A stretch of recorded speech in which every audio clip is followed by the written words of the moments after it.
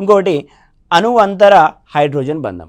అణువంతర అంటే with in the molecule, అణువు లోపలే హైడ్రోజన్ బంధం అనేటువంటిది ఏర్పడుతుంది. దానికి ఉదాహరణగా మనము ఆర్థో నైట్రోఫినాల్గా పేర్కొనడం జరిగింది. ఆర్థో నైట్రోఫినాల్ యొక్క స్ట్రక్చర్ అనేటువంటిది ఇక్కడ డ్రా చేస్తాను, ఒకసారి చూడండి. ముందుగా మనము ఫినాల్ని తీసుకోవాలి. ఫినాల్ అంటే బెంజిన్ పైన హైడ్రాక్సీ గ్రూప్ ఉన్నట్లయితే దాన్ని మనము ఫినాల్ అని చెప్పడం జరుగుతుంది. OH. బెంజిన్ పైన హైడ్రాక్సీ గ్రూప్ ఉన్నట్లయితే దాన్ని ఫినాల్ అనడం జరుగుతుంది. ఆ ఫినాల్కి ఆర్థో పొజిషన్ లోపల నైట్రో గ్రూప్ అనేటువంటిది ఉండాలి. మీకు తెలుసు, ఏదైనా ఒక రిఫరెన్స్ గ్రూప్, బెంజిన్కి ఒక రిఫరెన్స్ గ్రూప్ ఈ విధంగా ఉన్నప్పుడు, ఇది ఒక బెంజిన్ అణువు అనుకున్నట్లయితే ఈ బెంజిన్ పైన రిఫరెన్స్ గ్రూప్ ఇక్కడ ఉంది, X అనేటువంటిది రిఫరెన్స్ గ్రూప్ అయినట్లయితే ఈ పొజిషన్ని మనం ఆర్థో అని చెప్పడం జరుగుతుంది. ఈ పొజిషన్ని మెటా అని చెప్పడం జరుగుతుంది. ఈ పొజిషన్ని పారా అని చెప్పడం జరుగుతుంది.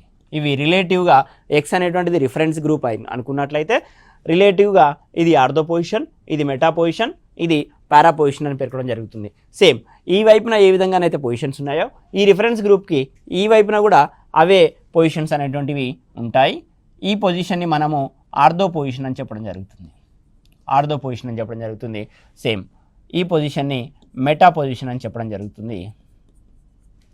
ఇది పారా పొజిషన్. ఈ విధంగా ఒక రిఫరెన్స్ గ్రూప్ని తీసుకొని బెంజిన్ లోపల ఉన్నటువంటి ఆర్థో, మెటా, పారా పొజిషన్స్ గురించి చెప్పడం జరిగింది. ఇప్పుడు మనకి నేమ్ లోపల మనకి ఆర్థో నైట్రో అని చెప్పడం జరిగింది. ఫినాల్ అని అంటే బెంజిన్ పైన హైడ్రాక్సీ గ్రూప్ ఉంటే దాన్ని ఫినాల్ అని అంటాం. ఆర్థో పొజిషన్ లోపల నైట్రో గ్రూప్ అనేటువంటిది ఉండాలి. సో ఇక్కడ మనకి NO2 అనేటువంటిది ఉంటుంది. సో ఆర్థో పొజిషన్ లోపల నైట్రో గ్రూప్ ఉంది, మొత్తంగా ఇది ఫినాల్. దీన్ని మనం ఆర్థో నైట్రో ఫినాల్ అని పేర్కొనడం జరుగుతుంది. ఇప్పుడు ఇది మొత్తంగా ఒక అణువు అనుకున్నట్లయితే ఈ అణువు లోపల ఉన్నటువంటి హైడ్రోజన్ పరమాణుకి మరియు అధిక రుణ విద్యుదాత్మకత కలిగినటువంటి ఆక్సిజన్కి మధ్యన ఏర్పడేటువంటి ఆకర్షణ బలాలనే మనము హైడ్రోజన్ బంధంగా పేర్కొనడం జరుగుతుంది. ఇక్కడ చూడండి, ఇక్కడ ఒకటే మోలిక్యూల్ తీసుకున్నాను, ఒకటే అణువుని తీసుకున్నాను. ఒకటే అణువు లోపల రెండు పరమాణువుల మధ్యన హైడ్రోజన్ బంధం అనేటువంటిది ఏర్పడుతుంది. హైడ్రోజన్ అనేటువంటిది ఇదే అణువుకు సంబంధించినటువంటి పరమాణువు, ఆక్సిజన్ అనేటువంటిది ఇదే అణువుకు సంబంధించినటువంటి పరమాణువు. కావున ఒక అణువుకు సంబంధించిన రెండు పరమాణువుల మధ్యన హైడ్రోజన్ బంధం ఏర్పడుతుంది కాబట్టి అణువు అంతర హైడ్రోజన్ బంధం అని పేర్కొనడం జరిగింది. ఎగ్జాంపుల్గా ఆర్థో నైట్రోఫినాల్ని ఇవ్వడం జరిగింది.